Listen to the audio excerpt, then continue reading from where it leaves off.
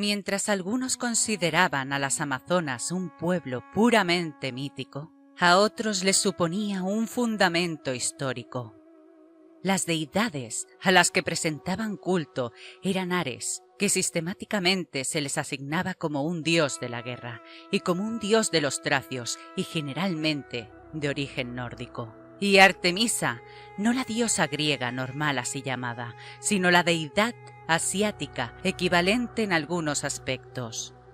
Se conjetura que las amazonas eran originalmente las sacerdotisas y sirvientes del templo de esta diosa, y que la amputación del pecho correspondía con la automutilación del dios Atis y los galos, los sacerdotes romanos de Rea Cibeles. Otra teoría es que a medida que se extendía el conocimiento de la geografía, los viajeros volvían contando historias de tribus gobernadas únicamente por las mujeres, las cuales asumían las obligaciones que en los demás lugares se consideraban exclusivas del hombre, a quien se aseguraba los derechos de nobleza y herencia, y que tenía el control supremo de todos los asuntos. De ahí surgió la creencia en las amazonas como una nación de mujeres guerreras, organizadas y gobernadas totalmente por mujeres. Según algunos historiadores, las amazonas eran de origen griego. Se ha sugerido que el hecho de que la conquista de las amazonas se atribuye a dos famosos héroes de la mitología griega, Heracles y Teseo, demuestra que eran una ilusión mítica de los peligros que acechaban a los griegos en las costas de Asia Menor.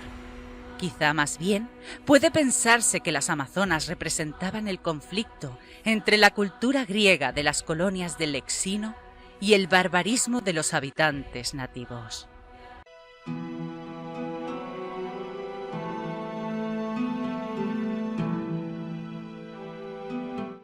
Siendo Ciro, el rey de los persas, más poderoso que sus contemporáneos y habiendo marchado con fuerzas notables contra Escitia, la reina de los escribas destrozó al ejército de los persas y crucificó a Ciro cuando fue hecho prisionero. Y una vez formado el pueblo de las amazonas, tanto sobresalió en valentía que no solo invadió gran cantidad de territorio limítrofe, sino también sometió gran parte de Europa y Asia. Nosotros, puesto que hemos hecho mención de las amazonas, no creemos que sea impropio tratar sobre ellas, incluso si lo dicho parece igual a mitos o a causa de su rareza. Pues bien, dominando junto al río Temodonte, un pueblo gobernado por mujeres y desempeñando las mujeres el servicio guerrero igual que los hombres. Afirman que una de ellas, que tenía la potestad real, destacó en vigor y en potencia. Y tras formar un ejército de mujeres, lo entrenó y derrotó con él algunos pueblos limítrofes.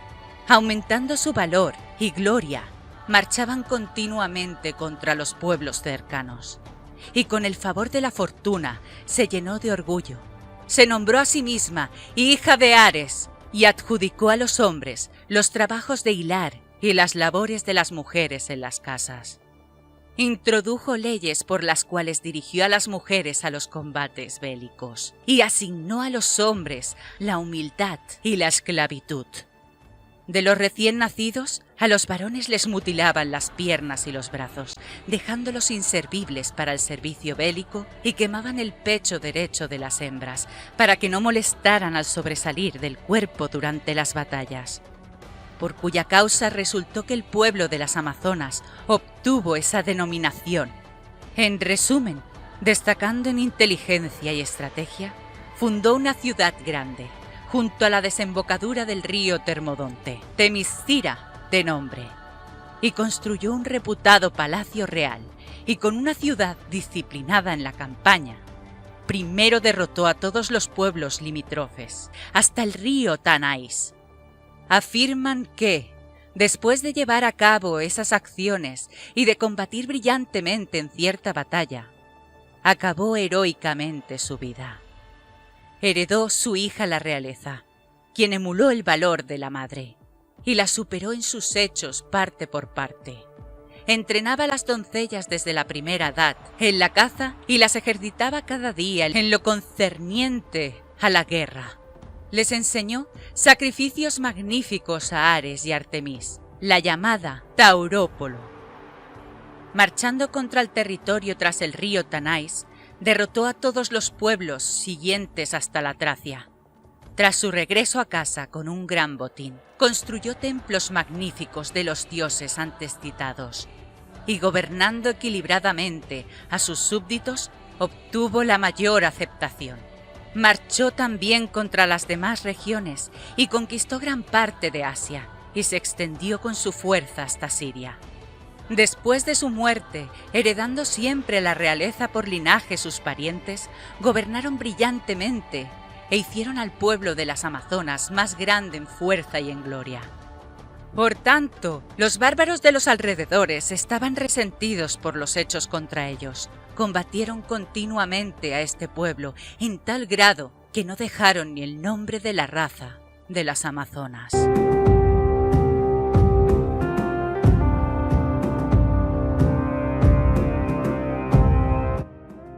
En la época en que los griegos lucharon contra las amazonas, los escitas, por cierto, llaman a las amazonas Eórpata, nombre este que, en griego, significa matadoras de hombres, ya que Eor quiere decir en escita hombre y pata matar.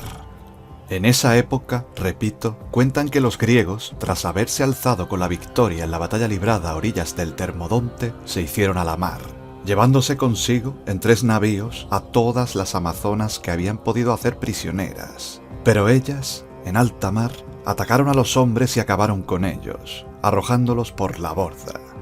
Sin embargo, las mujeres no entendían de barcos, ni sabían utilizar gobernalles, velamen ni remos, por lo que, después de haber acabado con los hombres, se dejaron llevar a merced del oleaje y el viento. De esta manera arribaron a Cremnos, en el lago Mayátide. En ese lugar desembarcaron las amazonas de sus navíos y se encaminaron hacia una zona habitada. Se apoderaron entonces de la primera manada de caballos con que se toparon y a lomos de los animales se dedicaron a saquear las posesiones de los escitas. Por su parte, los escitas no acertaban a explicarse lo que sucedía, pues no conocían la lengua, ni la vestimenta, ni la raza de sus agresores. Todo lo contrario, se preguntaban con asombro de dónde podían proceder. Además, las tomaban por hombres que se hallaban en la flor de la vida, y de ahí que trabaran combate con ellas. A raíz del mismo, los escitas se apoderaron de los caídos, y así reconocieron que eran mujeres. Ante ello, estudiaron el caso, y decidieron no matarlas en lo sucesivo, bajo ningún concepto, sino enviar a su campamento a sus soldados más mozos, con los mismos efectivos con que, según sus cálculos, contaban las amazonas. Los jóvenes debían acampar cerca de ellas y hacer lo mismo que hicieran ellas. Si los perseguían, no debían aceptar el combate, sino darse a la fuga, y cuando pusieran fin a la persecución, los mozos volverían a acampar en las proximidades. Los escitas tomaron esta determinación con el propósito de tener hijos de ellas. Los jóvenes que fueron enviados se ajustaron a las órdenes recibidas. Por su parte, las amazonas, al percatarse de que no habían ido para causarles el menor daño, los dejaron tranquilos. Pero cada día un campamento se acercaba más y más al otro. Y resulta que los jóvenes, al igual que las amazonas, no tenían consigo nada más que sus armas y sus caballos. Es más, seguían el mismo tipo de vida que ellas, dedicándose a la caza y al pillaje. Por cierto que, hacia el mediodía, las amazonas hacían lo siguiente.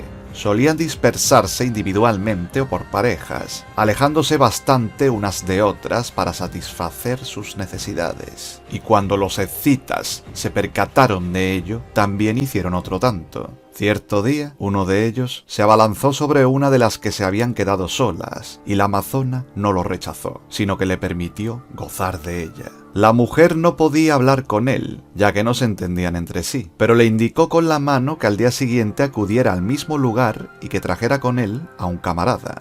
dándole a entender que debían ser 2 y que ella llevaría una compañera. El joven, al regresar al campamento, contó el caso a los demás y, al día siguiente, dicho muchacho acudió al lugar acordado en compañía de un camarada y encontró a la amazona, que lo estaba esperando con una amiga. Entonces, el resto de los jóvenes, al tener noticia de lo ocurrido, conquistaron también todos ellos a las restantes amazonas. Posteriormente, acabaron por unir los campamentos y por vivir juntos, teniendo cada cual por mujer a aquella con la que primero había mantenido relaciones. Los hombres no conseguían aprender la lengua de las mujeres, pero éstas sí que lograron comprender la de aquellos, y cuando pudieron entenderse entre sí, los hombres les dijeron a las amazonas lo siguiente: Nosotros tenemos padres y tenemos también propiedades. Así que no sigamos llevando por más tiempo este tipo de vida. Al contrario, regresemos para residir entre nuestro pueblo. Desde luego, por esposas os tendremos a vosotras, y no a otras mujeres. Pero a las palabras, las amazonas respondieron como sigue: Nosotras no podríamos convivir con las mujeres de vuestro país, puesto no tenemos las mismas costumbres que ellas. Nosotras manejamos arcos, lanzamos venablos y montamos a caballo, y no hemos aprendido las labores propias del sexo femenino. En cambio, las mujeres de vuestro país no llevan a cabo ninguna de las actividades que hemos enumerado, sino que se consagran a las tareas de su sexo y permanecen en sus carros sin salir a cazar ni hacer ninguna otra cosa. Por lo tanto, no podemos congeniar con ellas. Ahora bien, si queréis conservarnos como vuestras mujeres y mostraros verdaderamente justos, id a ver a vuestros padres y tomad la parte de sus bienes que os corresponda. Luego, regresar y vivamos por nuestra propia cuenta. Los jóvenes se dejaron convencer, y así lo hicieron. Y cuando, después de haber recibido la parte correspondiente de sus bienes, regresaron al lado de las amazonas, las mujeres les dijeron lo siguiente: Os asalta un inquietante temor ante la perspectiva de tener que vivir en este lugar. Primero, por haberos alejado de vuestros padres, y asimismo, porque en numerosas ocasiones hemos devastado vuestra tierra. Pero, en vista de que tenéis a bien conservarnos como vuestras esposas, secundadnos en lo que os vamos a proponer. Salgamos sin demora de esta tierra, crucemos el río Tanais y establezcámonos al otro lado.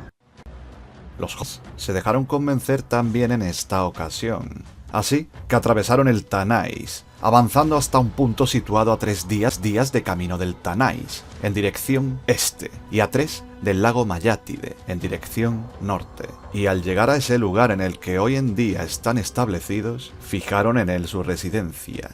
Desde entonces, las mujeres de los saurómatas siguen fieles a su antiguo género de vida. A lomos de sus caballos suelen salir de caza, tanto con sus maridos como sin ellos. También van a la guerra y llevan el mismo atuendo que los hombres. Los saurómatas hablan la lengua escita, aunque lo hacen con solecismos desde antiguo, ya que las amazonas no llegaron a aprenderla correctamente. Por otra parte, entre ellos para contraer matrimonio rige la siguiente norma: ninguna doncella se casa antes de haber dado muerte a un enemigo, y algunas hasta llegan a morir de viejas sin haberse casado, por no haber podido cumplir la ley.